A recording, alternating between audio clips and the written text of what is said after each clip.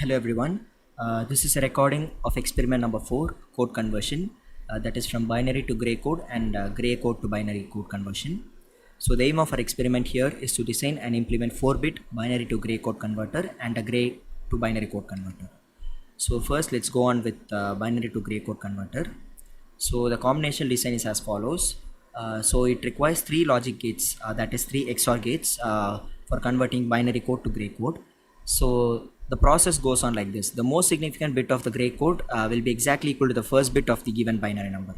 So now the second bit of the code will be the exclusive OR of the first and second bit of the given binary number.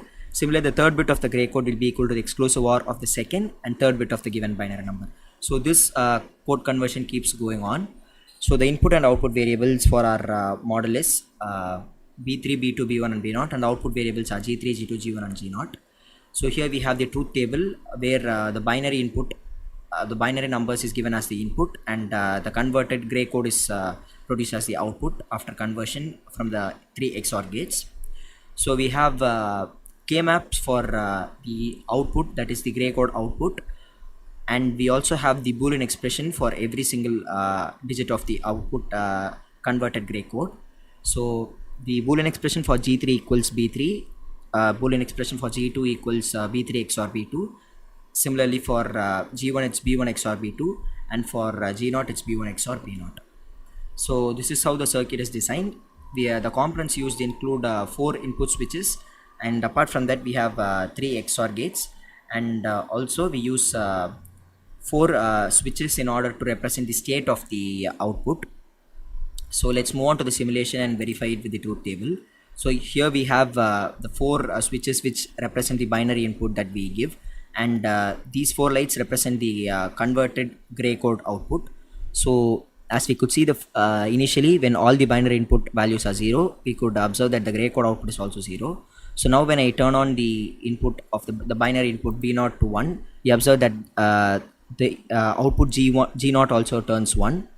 So the next step is the next one is where the B1 is turned on and B0 is turned off.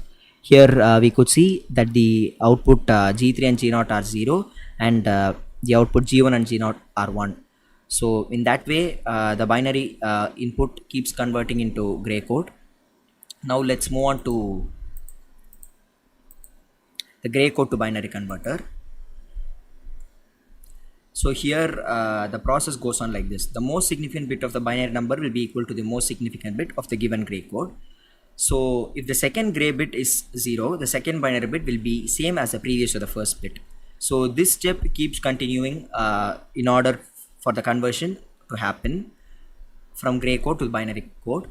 So the input and output variables are G3, G2, G1 and G0, and the output variables are B3, B2, B1 and B0. So obviously the input here would be the gray code, and the output would be the converted binary code. So similarly we have the K-map for the binary output values for every single bit of the binary output values.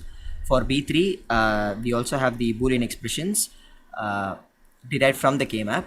So the Boolean expression for B3 equals G3, for B2 it's G3 XOR G2, for B1 it's G3 XOR G2 XOR G1, and for B0 it's G3 XOR G2 XOR G1 XOR G0. So that's how the conversion keeps going. So here we have the circuit designs which includes the components such as the input switches, 3 XOR gates, and 4 bulbs which represent the state of the output. So now let's move on to the simulation part and verify it with the truth table. So as we could see, so as you could see, when all the input are 0 at the gray code, the converted binary output equivalent is 0, 0, 0, 0. So when I turn on the G0 value as 1, we could observe that the B0 value also turns to 1. Similarly, when I just change the input of G1 and G0 to 1, we observe that the output is 0, 0, 1, 0 from this simulation, which exactly is there in the truth table. Hence we have verified the truth table using simulation. Thank you.